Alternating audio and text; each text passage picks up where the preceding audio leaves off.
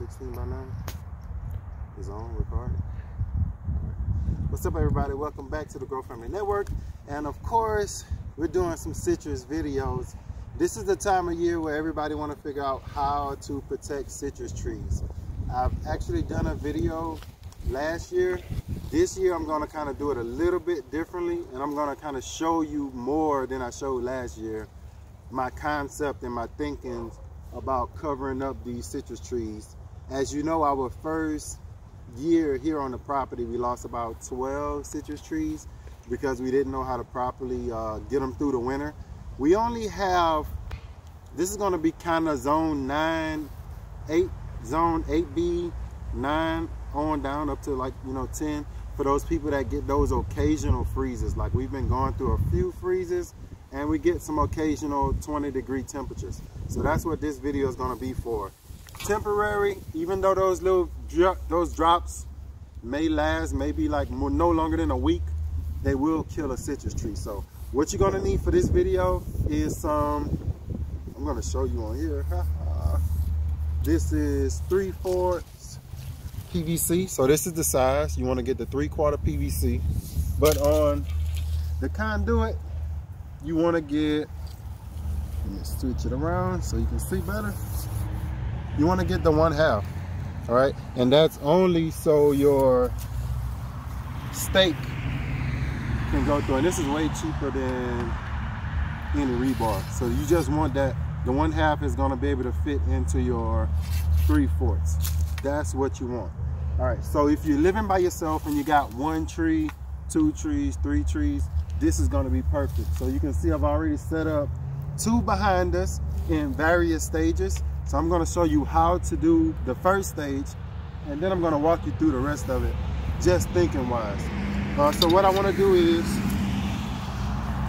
5 feet. So you can take a tape measure.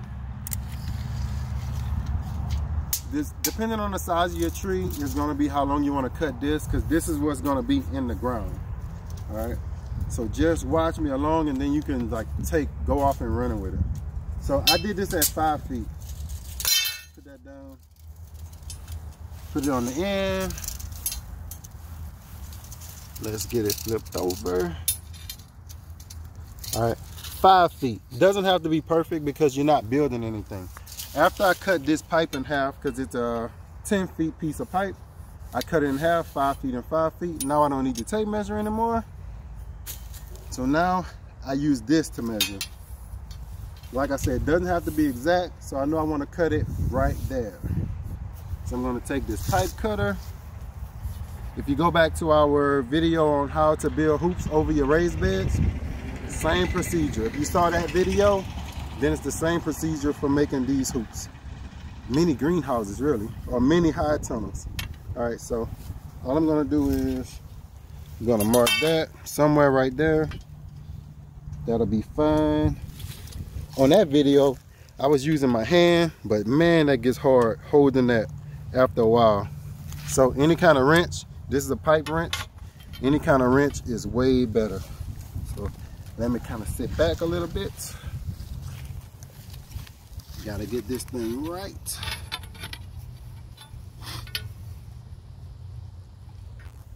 Get it where it's not moving. All right, I think that's it. And basically a few turns, maybe about 10, 15 turns. Now for some reason my thing has been doing something funny, which I don't know what that's about. Kind of making double rings if I don't watch it. So I kind of got to do more than I'm used to doing.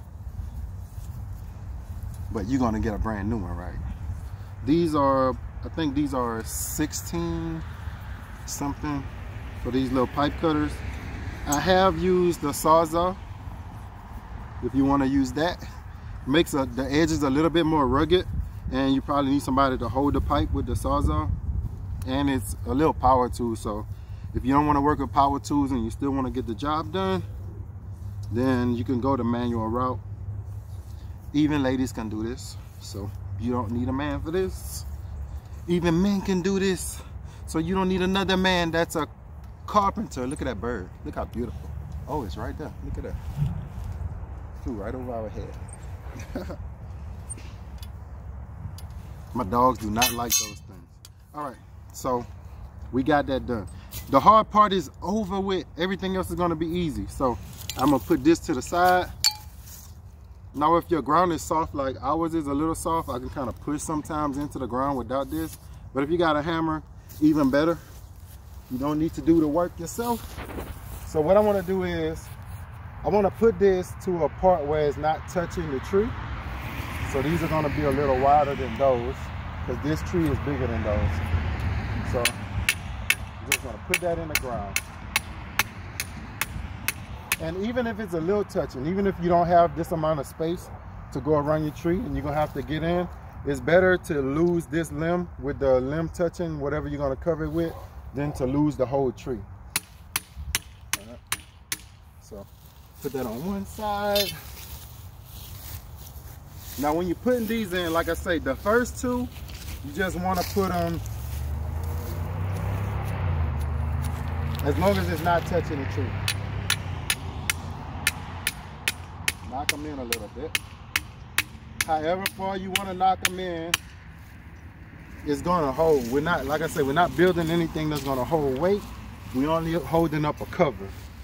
So the next one, your third one, when you put it in, you want it to be either straight across from your pipe there or straight across from your pipe here, because your pipe, your PVC is what's going to go from side to side.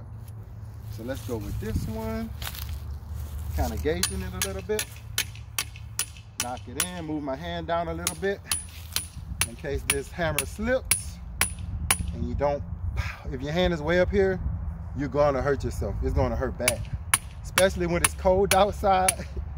It's gonna feel like your hand is broken. So we got one more. So there's gonna be 4 of these EMT pipes, and they cost about $2.99 a piece if you buy 10. If you don't buy 10, I think the price is like $3.26. So I wanna go straight across from this pipe here, making sure that it's not touching my leaves. They're not gonna really grow as much in the winter, so I'm not worried about it like overgrowing. Knocking it down. And so you can see that the tree is actually higher than my pipes that I'm putting in. But this is just what the hoops are gonna go on, right? So that's the stability of it. It's in there good enough. When the summer comes, you'll be able to just take this out. There's nothing on there that's holding it, like putting in a T-post is holding it too much. It's probably glaring from that side. So you can stay on this side probably. That sun. All right, so that's probably a little bit better. All right, so all I'm gonna do is I'm gonna take this. Now, these are new. I'm not gonna tell you second year if they're gonna be as pliable, because it's in the sun, it's gonna get brittle. When it's new, I got faith in it. Even though I'm a guy, I still feel like this thing is gonna pop when I do these bends, but they don't. So I'm gonna show you how to do that, kind of walk it over. You wanna put it on that side, make sure it's on that side good, and then just walk it over to this side. Bend it, bend it, bend it, and it's down. All right. So I can put this side up a little bit, kind of went a little further down on that side. I want to raise it up a little bit. All right, that's good. It's right over the top of that tree. You can see that? It's right over the top of it. I just got lucky on that. You can put these at 6 feet. That way it'll be up this high if your tree is bigger. Then you want to cut them maybe 6 feet. You'll just need more piping, and your hoop will be higher and higher, or 10 feet, and you can just knock in however much pipe you want. So the first pipe is going to be your under pipe. The second pipe is going to go over the top. I tried to put this second pipe under here and bend it. That doesn't work. So second pipe is going to be your top pipe. Still feels like these things are going to like pow, like break and pop you in the face, but they're not. They're really thick. So all you want it to do is make sure it's straight. It's going to go down on that just like that. And there you go. So you basically have like a mini hoop house. Now let me show you some things that you can do with your hoop houses over your young trees. Younger trees have a harder time of surviving the cold weather as your older trees. So here's a small tree that we actually growing from a grab. We got a little wood chips in there, not close to the base, but close enough. And you can see, all I've been taking is, when we built our high tunnel, we had plastic left over. And I'm gonna show you is you can use anything to wrap this with. Some zip ties, so right here, if I wanted to go around this, and I'll show you. I'm not gonna use this today, I'm gonna use all plastic. But if I wanted to go around this, you gotta think sunlight. This will be, if I had it to use, and I just gotta put something around it, use anything. So around the bottom, you can use anything because the sunlight coming in really doesn't matter. Over the top, I would think sunlight. Around the bottom, I can leave this on all year round. Basically get some zip ties and zip tie these at the post level. And this will give you a lot of protection from the wind hitting the tree. I've also put in, not gonna use this. Last year I used a lot of cardboard, and basically it's another wind factor by putting in the cardboard just around here, and then I would wrap this plastic around just to give me a little bit more protection from the wind. Also, you can use, this is just finding scraps around the house. This is just regular bisqueen. Actually, if you can feel it now, it's really, really warm, and the black attracts heat. So if you need more heat, then you would put this around the bottom. I wouldn't put it around the top because it will block out all the sunlight, which is why I like to use the plastic instead of anything that's real dark color. So what I'm gonna show you here, also I got this.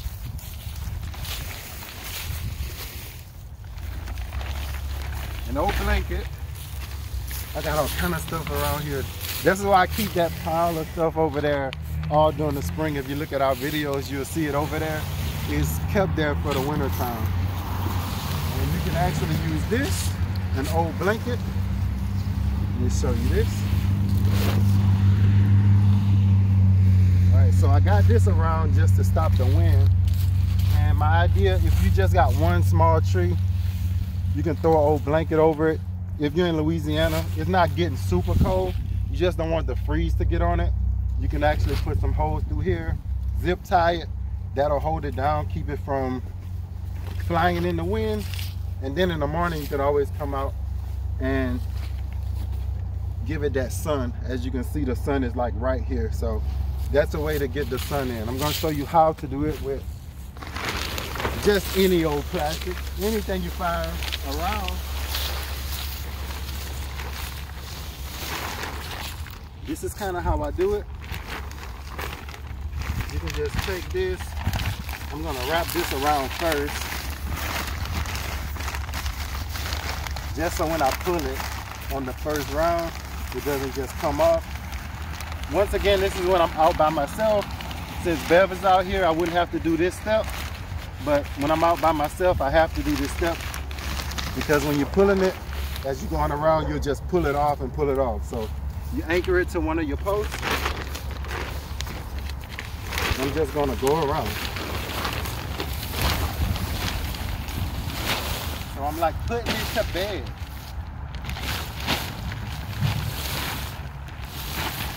Once again, I'm not super worried about, like, we don't get snow. Like I've been seeing a lot of you people getting snow up north. We don't get snow like, well, we did the other year. But generally we don't get snow. We just get cold. During the night, it gets real low.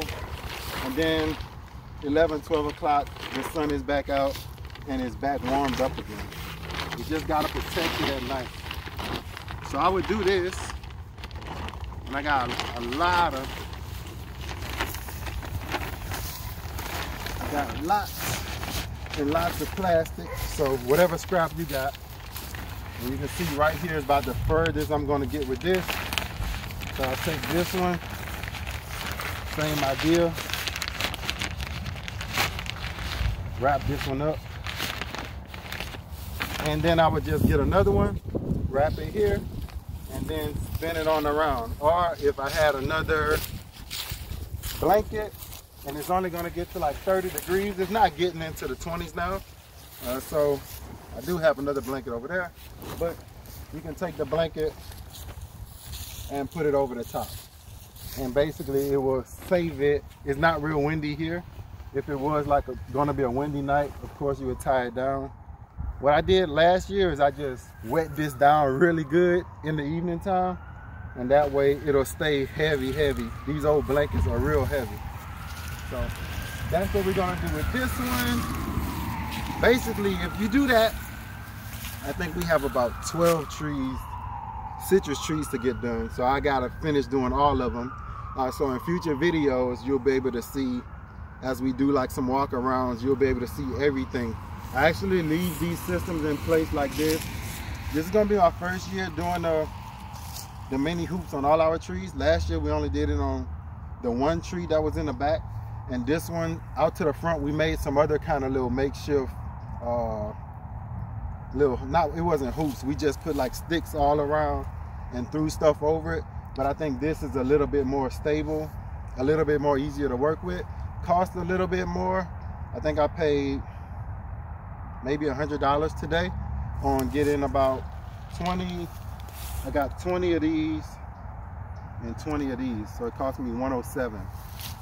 And that should be able to get me through, I think, all my trees. And I have some leftover from a previous purchase, so I should be able to get all our trees wrapped today. So while Bevs is inside uploading this video, I'll be out here finishing off the hard work, right? And she got to cook too. So that's it though. That's all you need. I showed you everything you're going to be seeing here. I showed you something that you probably would want to try. It's like this. You can either invest in protecting your trees, or you can buy a new tree every year and you'll never get these fruit, right? Or you can go to the store and buy $4.99 a bag or $5.99 a bag. I would say invest into protecting these trees, and then in 5 years of doing this, think about how beautiful this tree is going to be. Think about how many fruit it's going to have 10 years from now.